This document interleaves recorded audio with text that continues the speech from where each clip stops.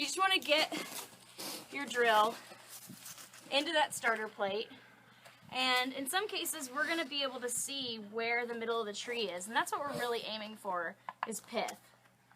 So I would have someone with me, Sean, please, can you be my help, to tell me what my angle should be so that I hit pith when I do this drill. So if I'm going like this, I'm not going to hit pith, right? So we want to get it angled right. So you have it's a buddy system. You've got someone helping you make sure your angle's right. How's my angle? Does it look like I'm going to hit pith? Probably. One way to help us do this is to take the, where's the extractor? Doodad. The doodad. Use the extractor. So your buddy has the extractor, and they're going to line it up with pith, and you just make sure that you're matching that same line. Okay, so that's just something from recording. Now, when we start drilling, you want to start it kind of slow, and then work your way in.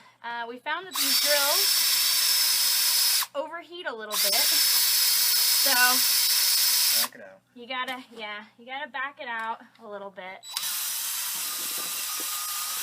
Give it a little break, and then go again. You're not going to be able to do a full drill right away.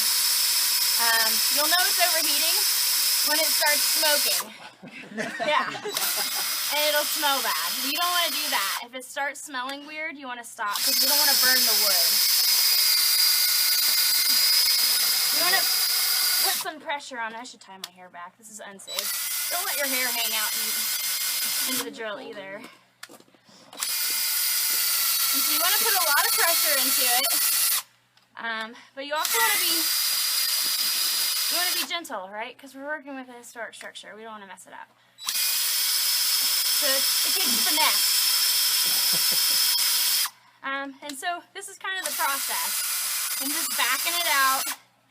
And because we're not going to be angled down, we're going to be angled up. Backing it out helps bring the sawdust out of the log. There's going to be a lot of sawdust because these are dry logs. So when we back it out, the sawdust is going to come out. It's good to like blow some of it out too once you've backed it out. And then continue on. That's probably good enough, huh? For now. All right, so just for demonstration.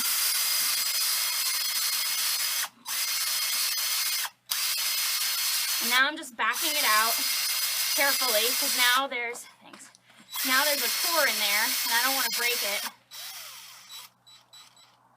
Okay, so this is really hot, by the way. When we're done, don't touch it. It's very hot. Here.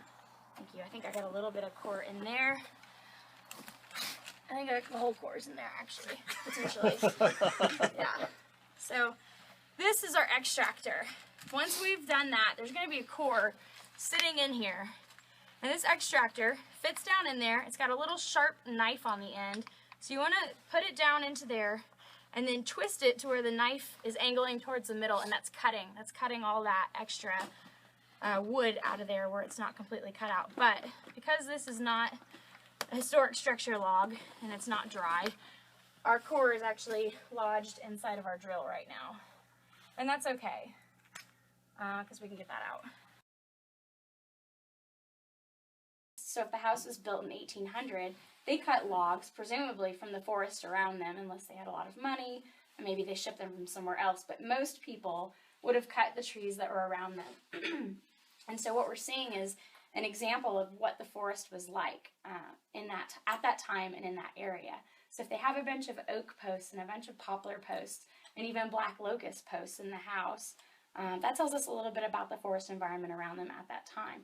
Not only does it tell us what species are there, but it also tells us what was going on ecologically at that time. We can look at the tree rings and we can see what was going on climatically at that time. We can see if there was any kind of insect damage in that forest, if there was any kind of crazy forest succession going on. Maybe some trees fell over, other trees grew taller at the time or growing better. There's a wide variety of ecological information that tree rings hold. Like, we're just taking it a different way, and I'm using historic structures to talk about ecology, whereas we would normally use living forests to talk about ecology. So it's a paleo-ecological proxy, if you will. How are you going to tie down the dates to here? To here? Good question. Sean found some oak samples from Maryland in our archive room, and we also have some, We also have some oak samples that Sean collected from the Arboretum in Morgantown. So we're going to play with those first. We have a collection from Cooper's Rock, too. Oh, Okay. and we have a collection from Cooper's Rock. So we'll mess with those. We'll also look on the International Tree Ring Database, which is a collection of all the tree ring samples and chronologies from around the world that anyone's added in. So I'll check there as well. But if I don't have much success with those, I have spoken with Lee J about potentially, sampling a few oak trees on the property, but we'll have to discuss that in greater detail later. We're going to try to work with what we already have before we go poking holes in other trees. Yeah, so we would use the living trees. Sorry, I would keep you guys caught up to speed on what we're doing here. We're going to use the living trees, the chronology that we build from the living trees to help us date the historic structure to place it in time.